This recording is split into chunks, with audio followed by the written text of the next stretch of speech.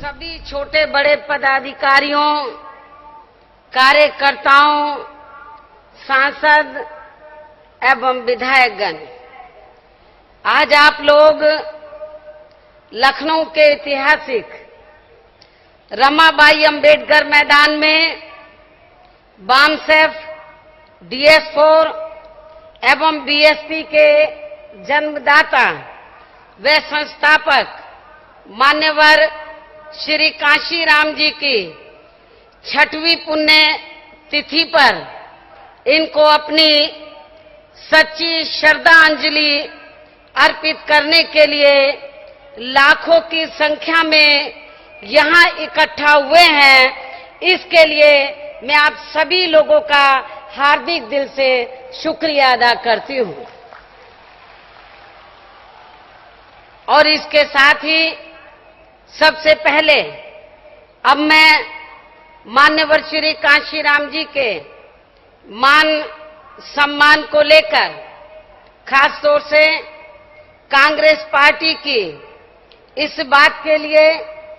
काफी कड़े शब्दों में निंदा करती हूं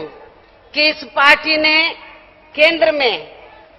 अपनी सरकार के रहते हुए इनके देहांत होने पर इनकी त्याग तपस्या के मान सम्मान में एक दिन के लिए भी पूरे देश में राष्ट्रीय शोक घोषित नहीं किया था। और इसी प्रकार उस समय यहाँ प्रदेश में समाजवादी पार्टी की भी सरकार ने इनके मान सम्मान में आधे दिन तक का भी राजकीय शोक घोषित नहीं किया था। इतना ही नहीं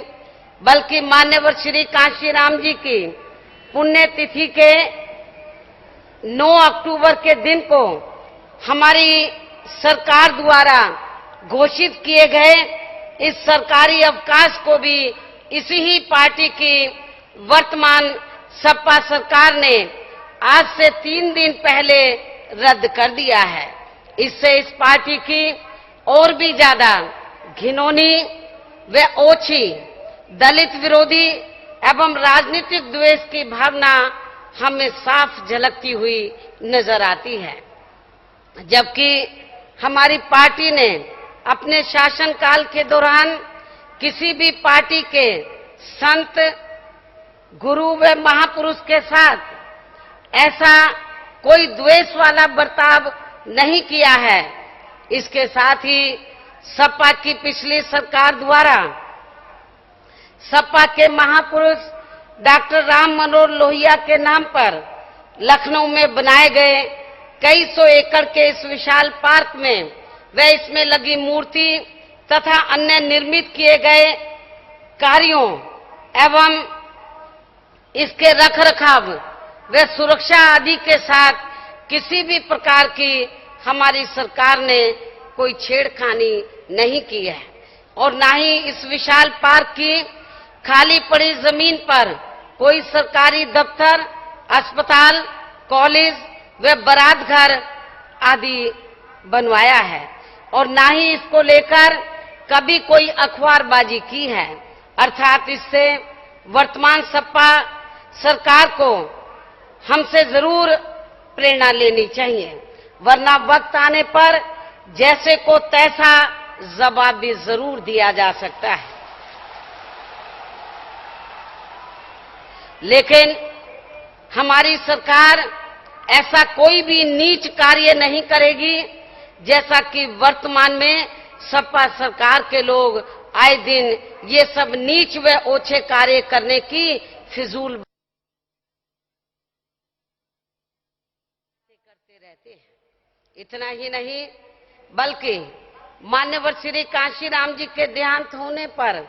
राष्ट्रीय शोक घोषित करने के मामले में उस दिन 9 अक्टूबर सन 2006 को भारतीय जनता पार्टी व अन्य सभी विरोधी पार्टियां भी और इनकी भी हमारी पार्टी हमेशा ही कड़े शब्दों में निंदा करती रहेगी तथा इसके लिए आप लोगों को, इन सभी विरोधी पार्टियों को कभी भी माफ नहीं करना है। और इसके साथ ही आप लोगों को हर साल विशेष तौर से आज के दिन इनकी पुण्यतिथि पर इस बात को अर्थात राष्ट्रीय शोक घोषित ना करने की बात को अपने लोगों के बीच में जरूर रखना है, ताकि इन सभी पार्टियों का दलित समाज में जन्मे महापुरुषों के प्रति अपनाए गए इस किस्म के दोहरे चरित्र का तथा इनकी हीन एवं जातिवादी मानसिकता का हर साल पर्दाफाश होता रहे। इस आग्रह के साथ ही अब मैं मान्यवर श्री कांशीराम जी की 6वीं पुण्यतिथि पर अपनी व आप सभी लोगों की ओर से पूरे आदर सम्मान के साथ इनको श्रद्धा सुमन अर्पित करती हूँ, जिन्होंने अपनी जिंदगी में हर प्रकार की दुख तकलीफें उठाकर यहाँ पूरे देश में दलितों, पिछड़ों, धार्मिक अल्पसंख्यकों व अन्य उपेक्षित वर्गों तथा अपर कास्ट समाज में से गरीब लोगों के उत्थान व उनकी तरक्की के लिए अपने माता पिता, भाई बहन व सभी रिश्ते नातों को त्याग कर खुद भी अपना परिवार आदि ना बना के अपनी पूरी जिंदगी समर्पित की है और अपने इस उद्देश्य की प्राप्ति के लिए इन्होंने यहाँ दलित एवं अन्य पिछड़े वर्गों में जन्मे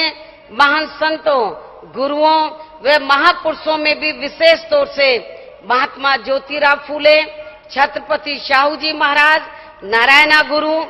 व बाबा साहब डॉक्टर भीमराव अंबेडकर आदि के जीवन संघर्ष से प्रेरणा लेकर वे उनके बताए हुए रास्तों पर चलकर ही अपनी मूवमेंट को योजनाबद्ध तरीके से खड़ा किया है। इसके साथ ही अपनी इस मूवमेंट को गति देने वे आगे बढ़ाने के लिए इन्होंने अपने खराब स्वास्थ्य को ध्यान में रखकर अपने जीते जी दिनांक 15 दिसंबर सन 2001 को इसकी पूरी जिम्मेवारी मुझे अपना एकमात्र राजनीतिक उत्तराधिकारी बनाकर मेरे कंधों पर सौंप दी थी और फिर दिनांक 9 अक्टूबर सन 2006 को इनकी काफी लंबी बीमारी के चलते ही इनके देहांत होने के बाद से उनकी इस जिम्मेवारी को अब मैं आप सभी लोगों के सहयोग से रात दिन मेहनत करके आगे बढ़ाने के लिए पूरे जी जान से लगी हुई हूँ। लेकिन दुख की बात यह है कि देश में दलित एवं अन्य पिछड़े वर्गों में जन्मे जिन महान संतों, गुरुओं व महापुरुषों के मार्गदर्शन में मैं इनकी मूवमेंट को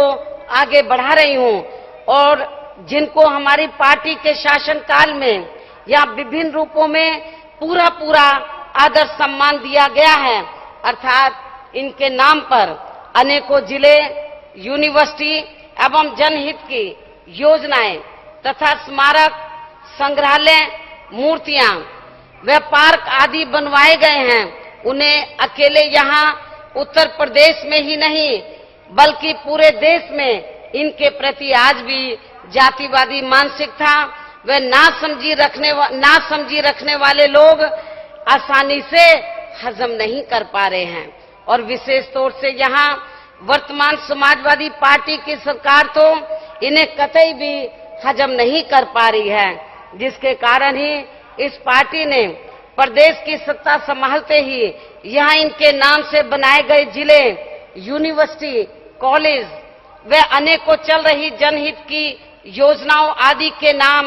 एक ही झटके में बदल डाले हैं। इसके साथ ही इस पार्टी की ही सरकार में मेरी खुद की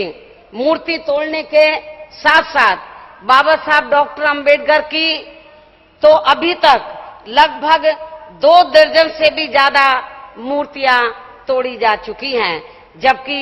इन्हीं महान व्यक्तित्व के द्वारा बनाए गए संविधान के तहत ही आज हमारा देश चल रहा है। इसके अलावा आज पूरे देश में सर्व समाज में से खास तौर से वर्ण व जातिवादी व्यवस्था के शिकार एवं पीड़ित लोग जो अभी तक भी यहाँ अपनी विभिन्न समस्याओं से जूझ रहे हैं, इनकी सभी समस्याओं के समाधान के लिए बाबा साहब डॉक्टर अंबेडकर ने अपने जीते जी इन दुखी व पीड़ित लोगों को ये कहा था कि यदि इन लोगों को अपनी सभी समस्याओं का समाधान करना है तो फिर इन सभी दुखी व पीड़ित लोगों को आपस में संगठित होकर यहाँ अपने देश में केंद्र व राज्यों की राजनीतिक सत्ता की मास्टर चाबी खुद ही ने अपने हाथों में लेनी होगी, जिसके जरिए फिर ये लोग अपनी सभी समस्याओं का समाधान खुद ही कर सकते हैं। किंतु देश में अधिकांश ऐसा नहीं होने की वजह से इन वर्गों में से आज भी हमें हर मामले में सबसे ज्यादा शिकार व पीड़ित लोग यहाँ अनुसूचित जाति व जनजाति वर्गों के ही नजर आते हैं, और जिसकी वजह से ही इन वर्गों का नौकरियों में पदोन्नति में आरक्षण से संबंधित संशोधन विधेयक संसद में अभी तक भी लंबित पड़ा हुआ है। हालांकि इस मामले में हमारी पार्टी को संसद में पिछले 2 सत्रों के दौरान काफी ज्यादा संघर्ष करना पड़ा है, जिसके बारे में विस्तार से जानकारी आज आप लोगों को मेरे खुद के द्वारा लिखी गई इस पुस्तक के जरिए दे दी गई है। इसलिए उन सभी बातों को यहाँ मैं फिर से दोहराना नहीं चाहती हूँ, लेकिन फिर भी मैं खास तौर से इस बात को यहाँ जरूर दोहराना चाहती हूँ कि इस मामले में विशेष तौर से समाजवादी पार्टी का रवैया संसद में काफी ज्यादा अशोभनीय रहा है, जिसकी पूरे देश में कड़े शब्दों में निंदा की जा रही है। जबकि इस पार्टी के संस्थापक श्री मुलायम सिंह यादव व इनके समाज के लोगों को यह मंडल कमीशन की रिपोर्ट के तहत जो भी आरक्षण व अन्य सुविधाएं मिल रही हैं, तो ये सब देन इस पार्टी के मार्गदर्शक बने डॉक्टर राम मनोहर लोहिया की नहीं है, बल्कि ये सब देन अपने देश में यहाँ दलित समाज में जन्मे अकेले परम पूज्य बाबा साहब डॉक्टर अंबेडकर की देन है, जिन्होंने इन वर्गों के उत्थान व तरक्की के लिए भारतीय संविधान में आर्टिकल 340 की व्यवस्था की है, जिसके तहत ही देश में पहले काका का लेलकर व बाद में मंडल कमीशन का गठन किया गया था, और फिर अंत में मंडल कमीशन की रिपोर्ट के मुताबिक ही यहाँ अपने देश में समूचे अन्य पिछड़े वर्गों के लोगों को शिक्षा एवं सरकारी नौकरियों आदि में आरक्षण व अन्य और भी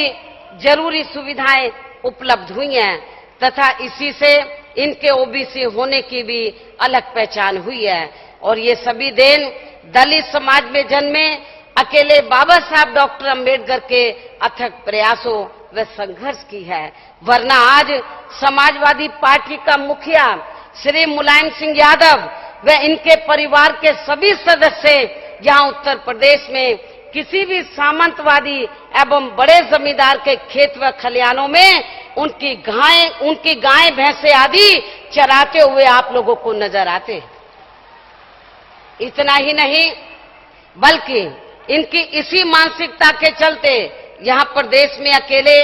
दलित वर्गों के लोग ही नहीं, बल्कि अन्य पिछड़े वर्गों में भी खास तौर से यादव समाज के लोगों को छोड़कर शेष अन्य सभी गैर यादव ओबीसी वर्गों के लोग भी इस सरकार में हर स्तर पर अब अपने आप को काफी ज्यादा उपेक्षित महसूस कर रहे हैं, और इनका हर मामले में उत्पीड़न भी काफी ज्यादा हो रहा है। जबकि हमारी पार्टी ने अपनी सरकार के दौरान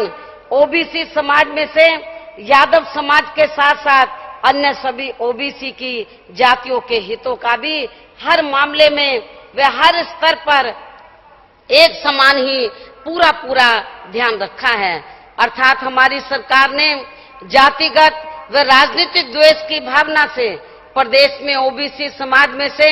यादव समाज के साथ भी कोई भेदभाव नहीं किया है। इसके साथ साथ प्रदेश में वर्तमान सपा सरकार मुस्लिम समाज के हितों के प्रति भी हमें कोई ज्यादा गंभीर नजर नहीं आती है, जिनके वोटों की वजह से ही खास तौर से ये पार्टी यहाँ सत्ता में आई है। और इस संदर्भ में विधानसभा के हुए आम चुनाव में सपा ने प्रदेश के मुसलमानों को अपने चुनावी घोषणा पत्र में ये आश्वासन देकर उनका ज्यादातर वोट हासिल किया था कि उत्तर प्रदेश के मुसलमानों को आरक्षण देने के लिए सच्चर कमेटी की सिफारिशों की रोशनी में सभी मुसलमानों को आर्थिक, सामाजिक और शैक्षणिक दृष्टि से अत्यधिक पिछड़ा मानते हुए उन्हें भी दलितों की तरह जनसंख्या के आधार पर अलग से आरक्षण दिया जाएगा। ये बात समाजवादी पार्टी ने अपने चुनावी घोषणा पत्र में कही थी। अर्थात समाजवादी पार्टी ने ये कहा था कि इस बार सत्ता में आने के बाद अपने चुनावी घोषणा पत्र के मुताबिक उत्तर प्रदेश में मुस्लिम समाज के लोगों को उनकी आबादी के हिसाब से शिक्षा एवं सरकारी नौकरियों आदि में 18% आरक्षण देगी। लेकिन इस मामले में यहाँ खास ध्यान देने की बात यह है कि अपने इस चुनावी घोषणा पत्र के वायदे पर इस पार्टी की सरकार ने अभी तक भी कोई विशेष कदम नहीं उठाया है। इसके साथ साथ समाजवादी पार्टी ने अपने चुनावी घोषणा पत्र में यहाँ अपर कास्ट समाज में से गरीब लोगों को आर्थिक आधार पर आरक्षण दिए जाने के बारे में भी कुछ नहीं कहा है, जबकि इन सब मामलों में हमारी पार्टी के बारे में ये बात सभी जानते हैं कि हमारी पार्टी व सरकार की हर नीति व कार्यक्रम हमेशा यहाँ सर्वजन हिताय व सर्वजन सुखाय पर ही आधारित रहा है, जिसका भरपूर लाभ प्रदेश में अपर कास्ट समाज के लोगों को भी मिला है। और इसी सोच के तहत ही हमारी पार्टी ने देश में उच्च जातियों के गरीब लोगों को भी आर्थिक आधार पर केंद्र की सरकार को लिखित पत्र के जरिए इन्हें भी अलग से आरक्षण दिए जाने की अनेकों बार मांग की है, जिस पर केंद्र की सरकार का रवैया अभी तक भी नकारात्मक ही बना रहा है। इसके साथ ही उत्तर प्रदेश में सपा सरकार के आते ही अब यहाँ कानून व्यवस्था की स्थिति भी बहुत तेजी से बिगड़नी शुरू हो गई है। इसलिए मैंने 6 मार्च सन 2012 को प्रदेश में विधानसभा आम चुनाव के नतीजे सपा की सरकार बनने के पक्ष में आते ही अगले दिन 7 मार्च को मीडिया के माध्यम से प्रदेश की जनता को ये कहा था कि हमारी पार्टी ने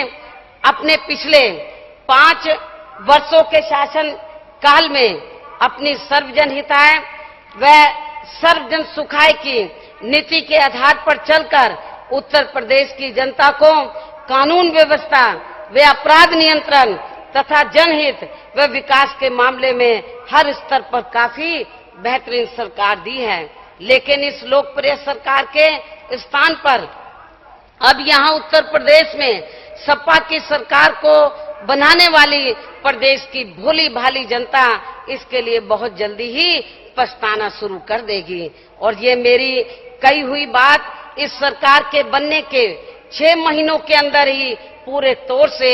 100% ठीक निकली है। इसके साथ साथ दलित एवं अन्य पिछड़े वर्गों से संबंधित इनके संतों, गुरुओं व महापुरुषों का भी इस सपा सरकार में यहाँ बड़े पैमाने पर अपमान व अनादर किया जा रहा है, जिसकी हमारी पार्टी कड़े शब्दों में निंदा करती है। इसके साथ ही प्रदेश में सर्व समाज से जुड़े हुए कर्मचारियों व ईमानदारियों को व अधिकारियों को भी ज्यादातर ईमानदारी एवं निष्ठा से कार्य नहीं करने दिया जा रहा है। अर्थात उनसे सपा के पदाधिकारी व कार्यकर्ता तथा इस सरकार के ज्यादातर मंत्री महीनावार रिश्वत के रूप में चंदा वसूलने की भी ये खबर यहाँ प्रदेश में आम जनता में काफी ज्यादा चर्चा में बनी रहती है। इसके साथ साथ प्रदेश की जनता के लिए यहाँ काफी ज्यादा चिंता करने की बात ये भी बनी हुई है कि ये सरकार अपने खुद के लिए गए फैसलों को भी अधिकांश 24 घंटों के अंदर ही खुद ही बदल देती है। इसके साथ ही इस सरकार के रहते हुए प्रदेश की जनता की शिकायतों को सुनने के लिए यहाँ इनका बना जनता दरबार भी अब केवल मजाक बनकर रह गया है। इसके अलावा इस सरकार की प्रदेश में जनहित व विकास की योजनाएं भी ज्यादातर अब हमें कागजों पर ही चलती हुई नजर आ रही हैं और खास तौर से इस मामले में अब इस सरकार का कार्य केवल यहाँ आए दिन नई नई कागजी घोषणाएं करना व उनका शिलान्यास आदि करना ही रह गया है, जिन्हें फिर कुछ दिनों के अंदर ही ठंडे बस्तों में डाल दिया जाता है। हालांकि घोषणा करने के मामले में तो वर्तमान मुख्यमंत्री अपने बाप श्री मुलायम सिंह यादव से भी अभी तक कई गुना ज्यादा आगे निकल चुका है। इसलिए ऐसी स्थिति में यदि वर्तमान मुख्यमंत्री को इसके बाप से भी बड़ा घोषणा मुख्यमंत्री होने की संज्ञा दे दी जाए तो ये कतई भी गलत नहीं होगा।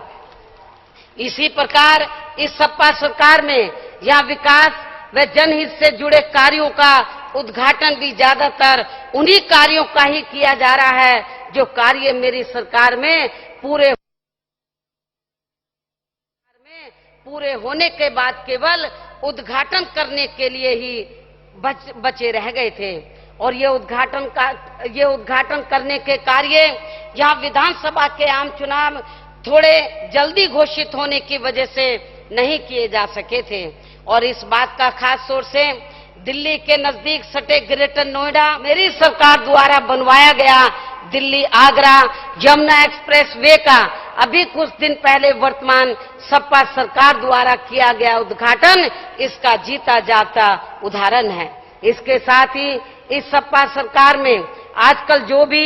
बेरोजगारी भत्ता व कन्या विद्याधन प्रदेश में बांटा जा रहा है तो वह भी प्रदेश के पात्र व जरूरतमंद लोगों को नहीं बल्कि ज्यादातर यहाँ सपा के कार्यकर्ताओं व इनके नजदीकी रिश्तेदारों को ही बांटा व दिया जा रहा है। और ये सब जानकारी हमारी पार्टी को वहाँ के आम लोगों से ही प्राप्त हो रही है। लेकिन इस मामले में भी सपा सरकार काम कम और ढिंडोरा खूब पीटने के कहावत की तरह ही कार्य कर रही है। और इस संदर्भ में यहाँ खास ध्यान देने की बात ये भी है कि सपा सरकार द्वारा इन दोनों योजनाओं के तहत लाभ देने के लिए जितना सरकारी धन खर्च किया जा रहा है उससे कई गुना ज्यादा सरकारी धन इन दोनों योजनाओं के प्रचार प्रसार पर फिजूल में ही खर्च किया जा रहा है, जबकि यही धन प्रदेश में गरीब अनाथ बच्चों के उत्थान पर भी खर्च किया जा सकता था। इसके अलावा प्रदेश में अधिकांश समाजवादी पार्टी से ही जुड़ी हुई इंटरमीडिएट पास करने वाली छात्राओं को मात्र 30,000 रुपए देकर इससे भी इनका ज्यादा भला होने वाला नहीं है। और ना ही इसकी तुलना हमारी सरकार द्वारा शुरू की गई महामाया गरीब बालिका आशीर्वाद योजना से की जा सकती है, क्योंकि इस योजना के जरिए मेरी सरकार ने गरीब परिवार में जन्म लेने वाली हर लड़की के नाम से इतनी धनराशि उसके बैंक खाते में जमा करा दी थी कि उस लड़की की उम्र 18 वर्ष की पूरी होने पर फिर उसे एक मुश्त 1 लाख रुपया सीधा बैंक से मिल जाएगा। और इस योजना से प्रदेश में केवल 2 वर्ष में ही लगभग 4 लाख बालिकाएं लाभान्वित हो गई थी, जिसे अब वर्तमान सपा सरकार ने द्वेष की भावना से बंद कर दिया है। इसके साथ ही बीएसपी की सरकार द्वारा सावित्रीबाई फूले बालिका शिक्षा मदद योजना के तहत पात्र छात्राओं को 25,000 रुपए व साल में एक नई साइकिल दी जाती थी, जिससे प्रदेश में कई लाख छात्राएं लाभान्वित हो गई थी। लेकिन इस योजना को भी इस सपा सरकार ने राजनीतिक द्वेष की वजह से बंद कर दिया है। इसके साथ साथ आप लोगों को ये भी मालूम है कि हमारी सरकार ने प्रदेश में बेरोजगार लोगों को बेरोजगारी भत्ता देने की बजाय उन्हें बड़ी तादाद में सीधे तौर पर रोजगार उपलब्ध कराए हैं। अर्थात हमने अपने शासनकाल के दौरान सरकारी व गैर सरकारी क्षेत्रों में लगभग 1 करोड़ के करीब बेरोजगार लोगों को रोजगार उपलब्ध कराए हैं। जबकि दूसरी तरफ मात्र अपनी ही पार्टी के मुट्ठी भर लोगों को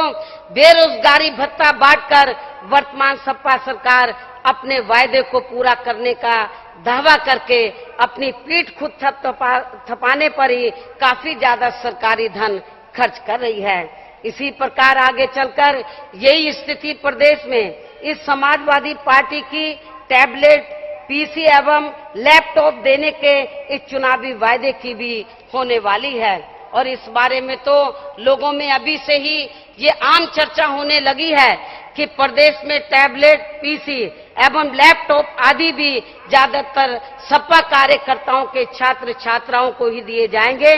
जिन्हें फिर बाद में अधिकांश औने पौने दावों में दुकानदारों को ही बेच दिया जाएगा। इसी के साथ ही इस सरकार द्वारा बीपीएल की पात्र महिला को साल में 2 साड़ी देने की बात काफी जोरों में कही जा रही है, लेकिन इससे उस गरीब महिला की रोजमर्रा की जरूरतों को पूरा नहीं किया जा सकता है। जबकि हमारी सरकार ने बीपीएल की महिला को साल में 2 साड़ी देने की बजाय उसे सीधा 400 रुपए नगद प्रति माह देने की व्यवस्था की थी, ताकि वे अपनी साड़ी के साथ साथ हर महीने अपनी अन्य और भी जरूरतों को पूरा कर सके। लेकिन इस योजना को भी वर्तमान सपा सरकार ने द्वेष की भावना के चलते ही बंद करवा दिया है। इसके अलावा इस सरकार में प्रदेश की जनता, खास तौर से यहाँ बिजली, पानी व स्वास्थ्य आदि की ये सभी जरूरी सेवाएं समय से उपलब्ध न होने की वजह से ही काफी ज्यादा परेशान है। इतना ही नहीं बल्कि इस सरकार के सभी विभागों में रिश्वत दिए बिना यहाँ कोई भी कार्य जनता के आसानी से नहीं हो पा रहे हैं। और इसके साथ ही पिछली सरकार के कार्यों की जांच कराने के आड़ में भी यहाँ धन उगाही के किए जा रहे ये गलत कार्य भी आप लोगों से छिपे नहीं हैं। इसके साथ ही इस संबंध में यहाँ मैं ये भी कहना चाहती हूँ कि वर्तमान सपा सरकार राजनीतिक द्वेष की भावना से मेरी सरकार के दौरान सभी विभागों में भ्रष्टाचार होने का जो लगातार इस बात का गलत प्रचार कर रही है, तो उन्हें इस किस्म का गलत प्रचार करने से पहले खुद अपने गिरेबान में भी जरूर झांक कर देख लेना चाहिए। जिन्होंने अपनी पिछली सरकार के समय में पुलिस भर्ती के दौरान अनेकों किए गए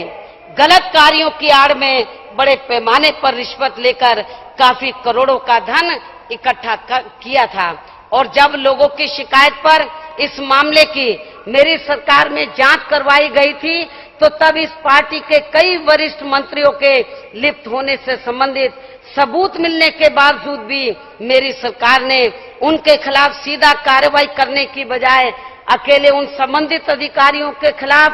सख्त कार्रवाई की थी, जिनके जरिए भर्ती में काफी ज्यादा गलत कार्य करवाए गए थे। हालांकि बाद में उनके आग्रह पर उन्हें चेतावनी देते हुए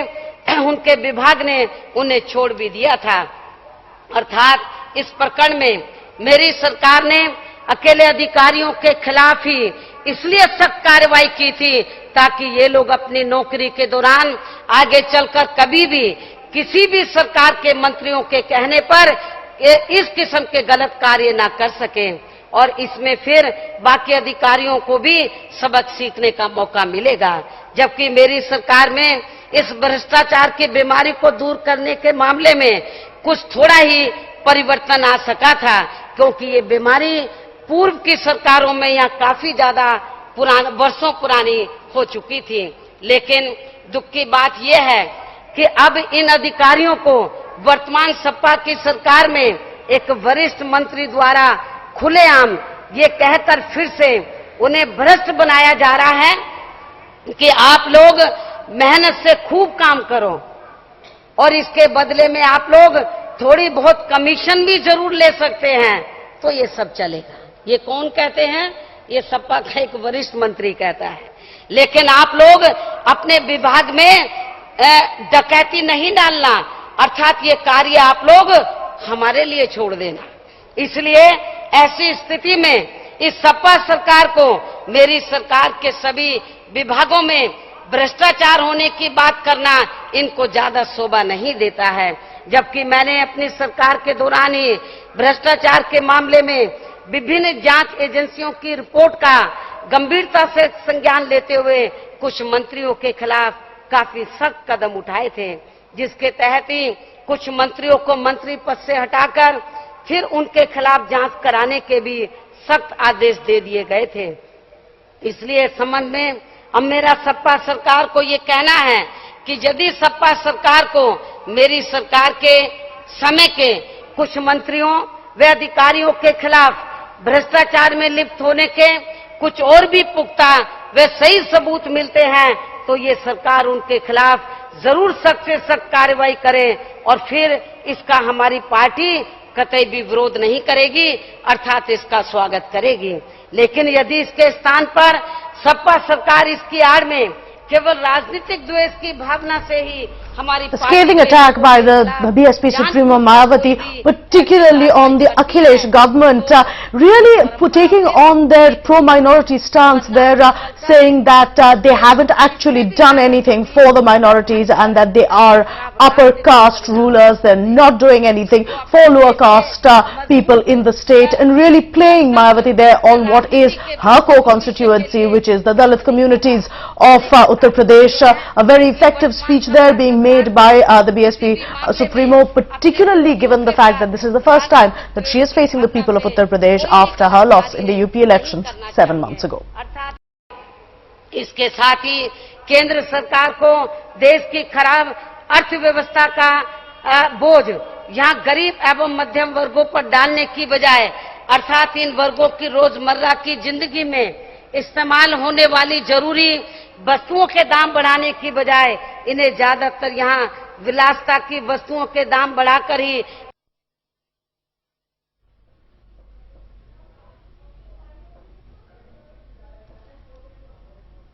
इसी ही प्रकार ऐसे और भी अनेकों रास्ते निकाले जा सकते हैं। लेकिन इन सब बातों की तरफ केंद्र की सरकार के साथ साथ अन्य सभी विरोधी पार्टियों का भी ध्यान नहीं। मंत्री राम गोविंद चौधरी जी, अंबिका चौधरी जी, इसके अलावा वर्तमान केंद्र की सरकार में अनेकों हुए बड़े बड़े घोटाले, जिसमें कॉमनवेल्थ घोटाला, 2G घोटाला व कोयला आवंटन घोटाला आदि के साथ साथ यहाँ का करोड़ों अरबों की तादाद में विदेशों में जमा काले धन पर भी इस सरकार का अभी तक बना हुआ ढुलमुल रवैया होने की वजह से ही यहाँ अपने देश में हर स्तर पर फैले हुए भ्रष्टाचार को भी काफी ज्यादा बल मिला है। और इन सब की वजह से ही इस सरकार में अभी तक भी यह लोकपाल बिल पास नहीं हो सका है। ऐसी स्थिति में अब हमारी पार्टी को मजबूर होकर देश व जनहित में कल 10 अक्टूबर को लखनऊ में पार्टी की राष्ट्रीय कार्यकारिणी की बैठक बुलानी पड़ी है और इस बैठक में खास तौर से इस बात के लिए पुनर्विचार किया जाएगा कि अब हमें केंद्र की यूपीए सरकार को आगे के लिए अपनी पार्टी का समर्थन जारी रखना है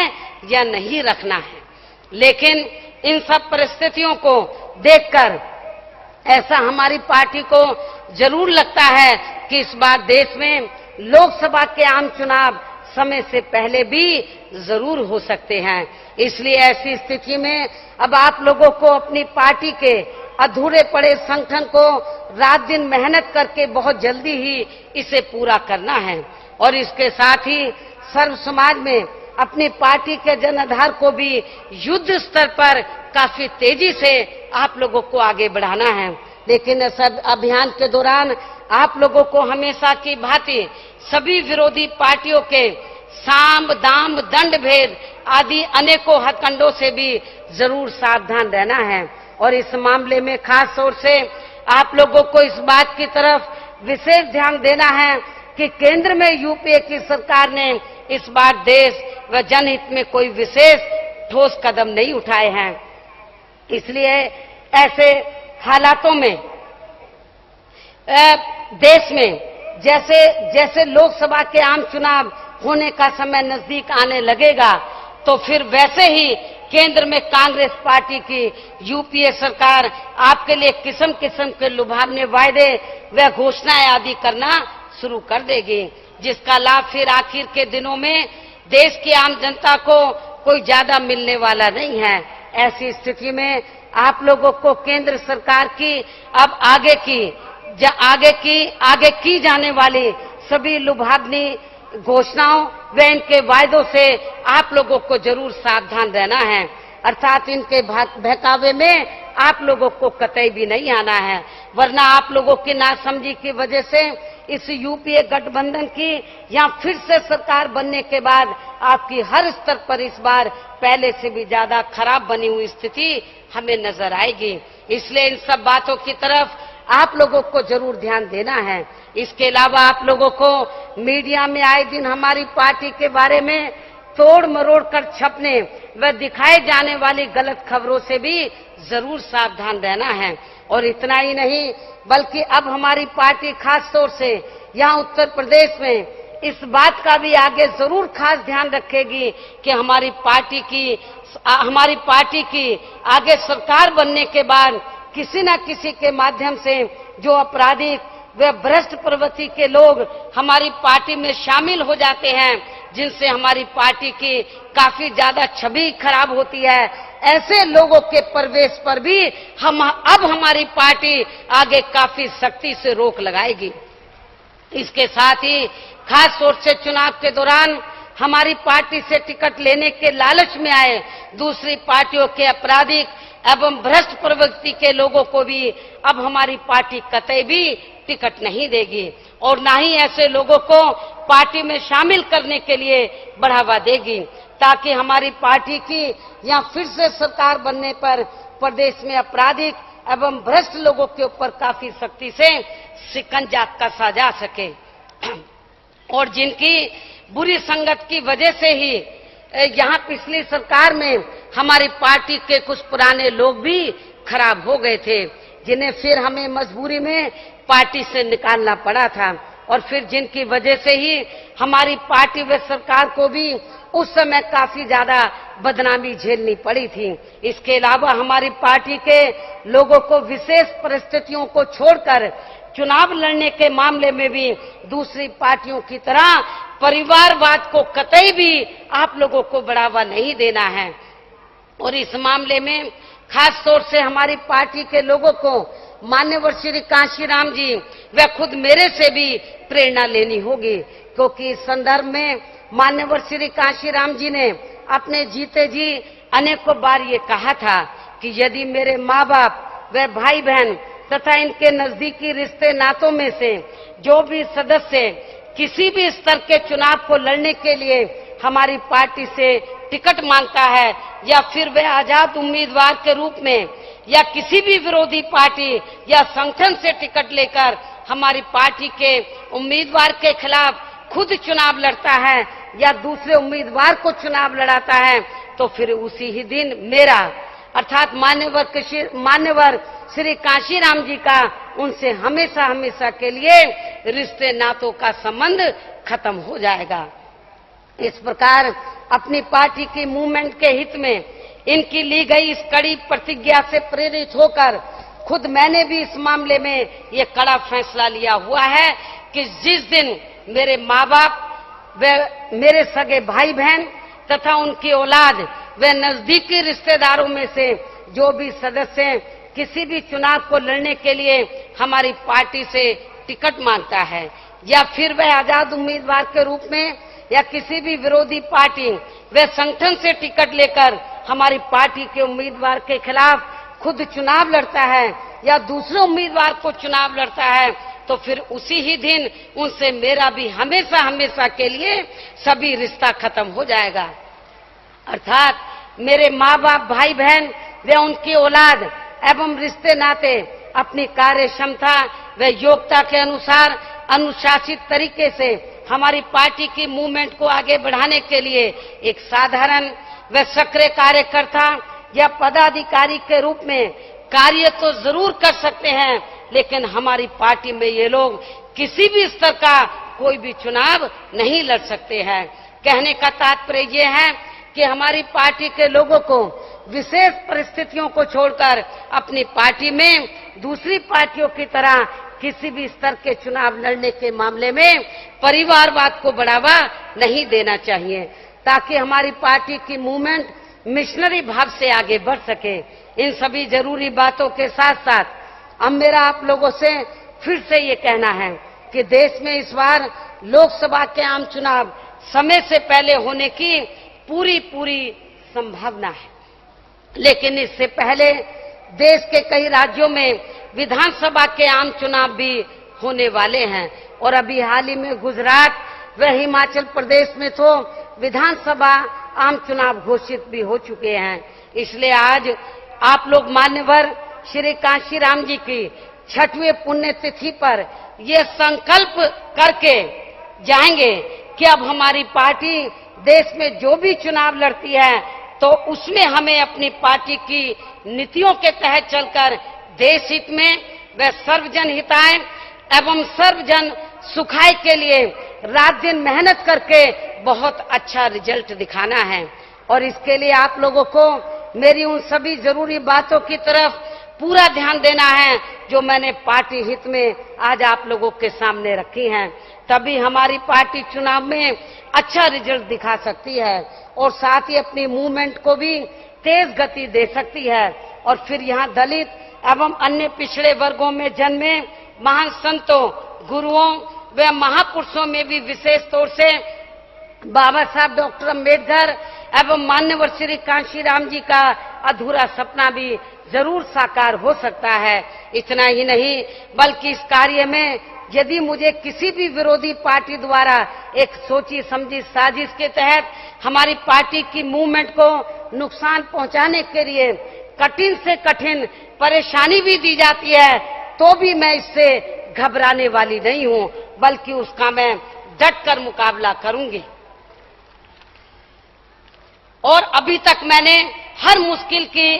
घड़ी में यहाँ विरोधियों का काफी डट कर मुकाबला किया है और आगे भी करती रहूंगी। और इस बात के अनेकों जीते जागते उदाहरण आप लोगों के सामने मौजूद हैं। अर्थात मैं अपने जीवन के आखिरी दम तक भी अपने संतों, गुरुओं व महापुरुषों के सपनों को साकार करने के लिए पूरी ईमानदारी व निष्ठा के साथ अपनी जिम्मेवारी को निभाती रहूंगी। ऐसा विश्वास दिलाते हुए अब मैं आखिर में आप लोगों का इस बात के लिए भी दिल से आभार प्रकट करती हूं कि आप सभी लोगों ने तन मन धन से पूरा सहयोग देकर आज अपनी पार्टी की हुई इस राष्ट्रीय संकल्प महारैली को यहाँ प्रदेश में अपनी पार्टी की सरकार ना होते हुए भी इसे बहुत ही अनुशासित तरीके से हर मामले में वे हर स्तर पर जबरदस्त ऐतिहासिक कामयाब बनाया है। जबकि वर्तमान सपा सरकार ने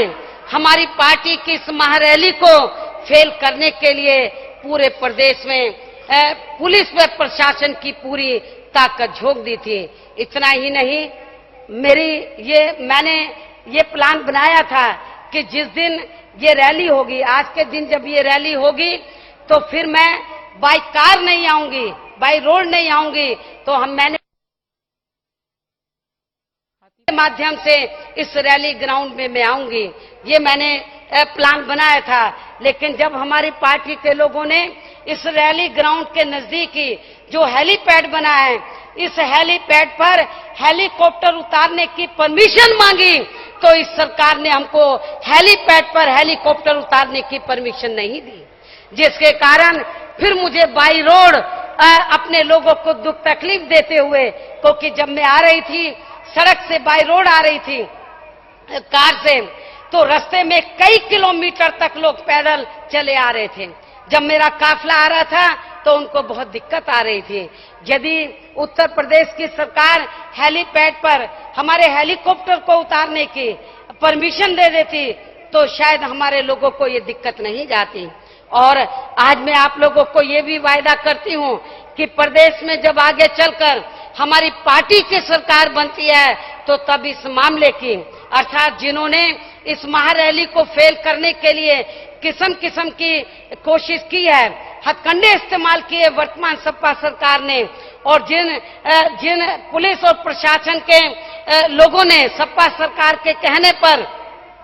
हमारी रैली को फेल करने की पूरी कोशिश की और हमारी रैली को फेल करने के लिए पूरी ताकत झोंक दी है, तो आज मैं आप लोगों को ये वायदा करती हूं इस बारे में कि प्रदेश में जब आगे चलकर हमारी पार्टी की सरकार बनती है तो तब इस मामले की उच्च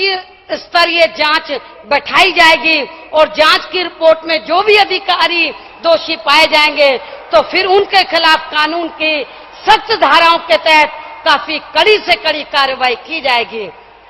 और तब फिर उस समय श्री मुलायम सिंह यादव व उनका बेटा इनको किसी भी कीमत पर बचा नहीं पाएगा। लेकिन खुशी की बात यह है कि इसके बावजूद भी वर्तमान गवर्नमेंट ने आपकी रैली को फेल करने के लिए किस्म किस्म के हथकंडे अपनाए, आपकी गाड़ियों को कई कई किलोमीटर तक दूर रोका, रेलगाड़ियों को बीच में रोका, जो लोग आ रहे थे उनको परेशान किया।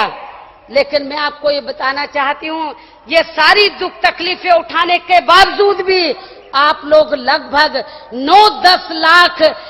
की तादाद में यहाँ हर प्रकार की दुख तकलीफें उठाकर आप लोग यहाँ पर मुझे सुनने के लिए अनुशासित तरीके से यहाँ पहुंचे हैं। इसके लिए मैं आप लोगों का बार बार हार्दिक दिल से शुक्रिया अदा करती हूँ। इसके साथ साथ उत्तर प्रदेश के अलावा उत्तर प्रदेश के बाहर के प्रदेशों से भी बड़ी तादाद में हमारे लोग आए हैं और बाहर के प्रदेशों में से सबसे ज्यादा लोग महाराष्ट्र प्रदेश के आए हैं। लेकिन महाराष्ट्र प्रदेश के लोगों से मेरा यही कहना है कि बाबा साहब डॉक्टर अंबेडकर की कर्म भूमि महाराष्ट्र स्टेट रही है। आप लोग बाबा साहब डॉक्टर अंबेडकर को बहुत ज्यादा मानते हैं, उनको श्रद्धा भी देते हैं, लेकिन जब चुनाव का समय आता है तो आप लोग उस श्रद्धा को वोट में तब्दील नहीं कर पाते हैं। इसकी तरफ भी महाराष्ट्र स्टेट के लोगों को काफी ज्यादा ध्यान देने की जरूरत है। इसके अलावा हमारे मध्य प्रदेश जो लगे हुए स्टेट हैं, बिहार, मध्य प्रदेश, छत्तीसगढ़, आपका राजस्थान, यहाँ से भी उत्तराखंड वगैरह, यहाँ से भी बड़ी तादाद में लोग आए हैं। तो और आप लोग ये सोच कर आए हैं, आप लोगों के अंदर से यह आप लोग ये अंदर अंदर सोचते रहते हैं कि उत्तर प्रदेश की तरह हमारे राज्यों में भी सरकार बननी चाहिए। आप लोगों की दिली ख्वाहिश रहती है, क्योंकि आप लोगों ने ये महसूस किया है, ये देखा है कि जब जब उत्तर प्रदेश में हमारी पार्टी की सरकार बनी है, हमने उत्तर प्रदेश में दबे कुचले लोगों के साथ साथ अपर कास्ट समाज में से गरीब लोगों के भी हितों का पूरा पूरा ध्यान रखा है। हमने उत्तर प्रदेश के अंदर सब समाज में से जो गरीब लोग हैं और उनमें भी दलित और पिछड़ों को प्राथमिकता देते हुए उत्तर प्रदेश सरकार के पास जो खेती करने के लिए सरकारी जमीन खाली पड़ी थी, हमारी सरकार ने उसके 3-3 एकड़ के पट्टे काट के उत्तर प्रदेश के अंदर हमने भूमि इन लोगों को दिया है। हालांकि वर्तमान सपा सरकार में उनके ऊपर कब्जा कर लिया गया है। उनके जैसे ही सत्ता परिवर्तन हुआ तो हमारे लोगों की खड़ी फसल को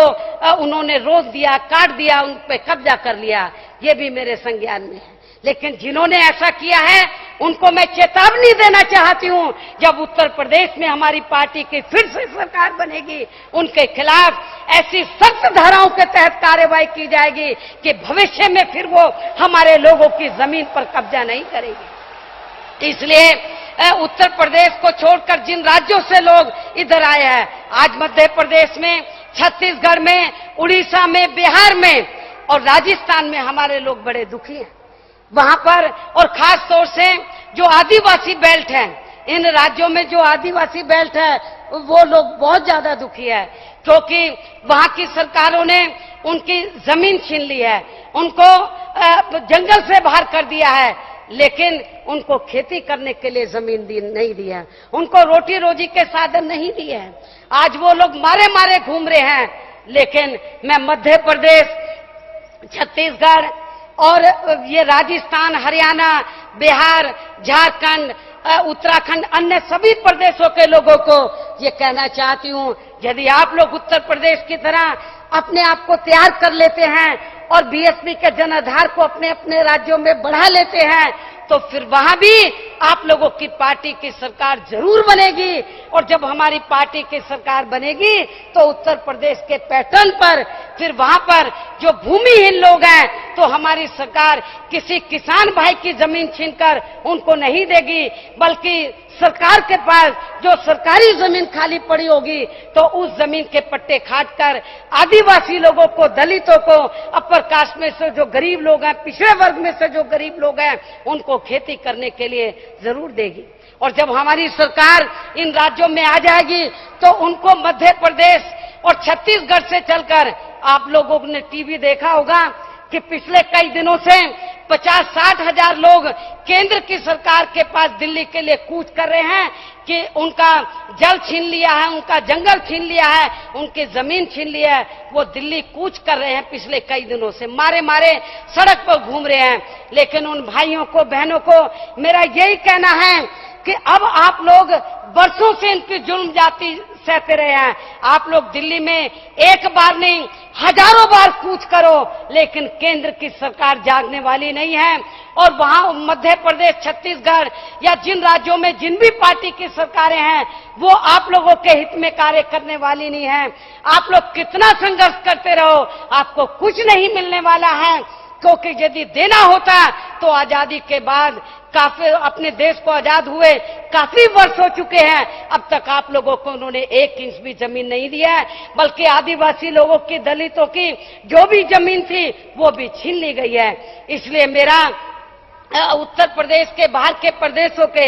जो वीकर सेक्शन के लोग हैं, खास तौर से आदिवासी लोग हैं, उनको ये कहना है कि अब आपको मांगने से कुछ नहीं मिलने वाला है, बल्कि बाबा साहब डॉक्टर अंबेडकर ने ये कहा था कि यदि आप लोग अपनी समस्याओं का समाधान करना चाहते हो तो आप लोगों को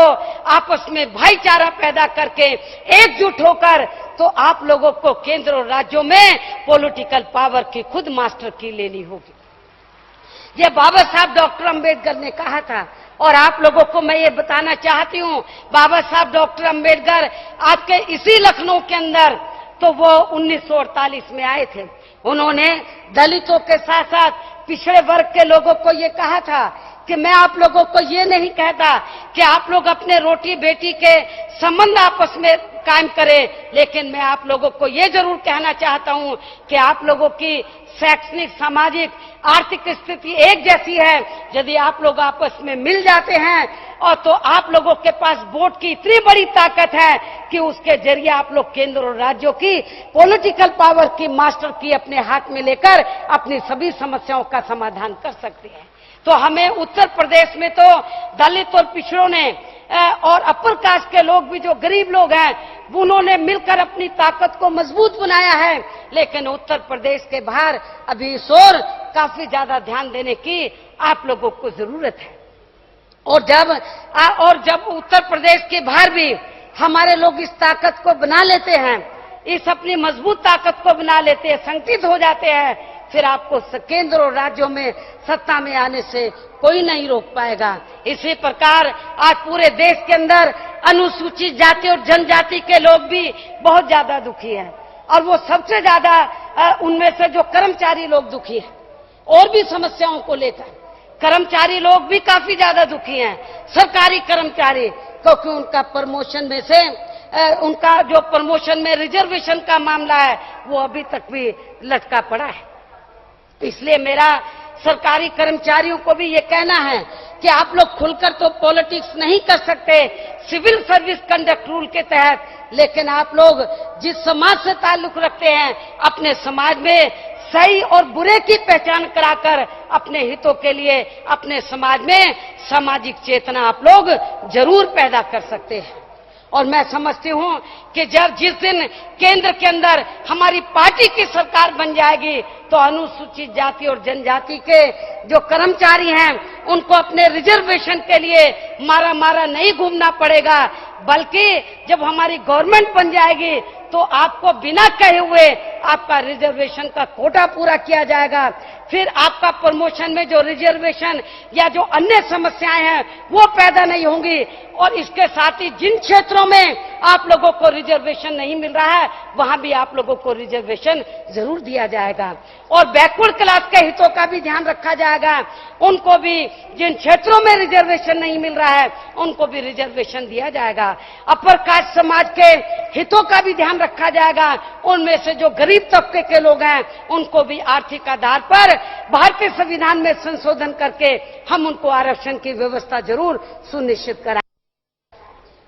तो इस का कहने का तात्पर्य यह है कि आप लोग काफी दुख तकलीफ उठाकर, तो उत्तर प्रदेश के लोगों को तो काफी दुख तकलीफें उठाकर यहाँ इस रैली में पहुंचना पड़ा है। बाहर प्रदेशों के लोग भी अपनी खून पसीने की कमाई से थोड़ा थोड़ा धन इकट्ठा करके आप लोग बड़ी तादाद में इधर पहुंचे हैं। और मेरा अब आप लोगों से यही कहना है कि अब आप लोग अपने अपने राज्यों में जाकर जो बातें मैंने आप लोगों के सामने रखी हैं और जो रास्ता हमारे संतों, गुरुओं और महापुरुषों ने आप लोगों को दिखाया है, उस रास्ते पर चलकर आप लोग केंद्र और राज्यों में पॉलिटिकल पावर की मास्टर की लेंगे, ऐसी मैं आप लोगों से उम्मीद करती हूं। और लेकिन आप लोग और खास तौर से आज की ये जो इसके साथ ही मैं पुनः उत्तर प्रदेश के लोगों का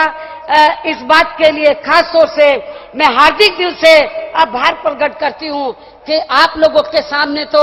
सबसे ज्यादा चुनौती थी इस रैली को कामयाब बनाने की। सपा सरकार के रहते हुए मुझे मालूम था ये किस्म किस्म की दुख परेशानियां आपके सामने रखेंगे, पैदा करेंगे, लेकिन फिर भी आप लोगों ने उसका मुकाबला करके परेशानियों को झेलकर, किस्म किस्म की परेशानियों को झेलकर आज आप लोगों ने अपनी रैली को ऐतिहासिक कामयाब बनाया है। इसके लिए मैं बाहर के प्रदेशों के साथ साथ उत्तर प्रदेश के लोगों का खास तौर से मैं हार्दिक दिल से बार बार मैं शुक्रिया अदा करती हूं। इसके साथ ही इस महारैली के आयोजन की बेहतर व्यवस्था के लिए तथा इस कार्यक्रम में हमारी पार्टी के बाहर के प्रदेशों से यहाँ बड़ी संख्या में भाग लेने आए लोगों के ठहरने व अन्य जरूरी व्यवस्था आदि के लिए भी मेरे मार्गदर्शन में श्री नसीमुद्दीन सिद्दीकी की अध्यक्षता में बनाई गई कमेटी का, जिसमें श्री स्वामी प्रसाद मौर्य,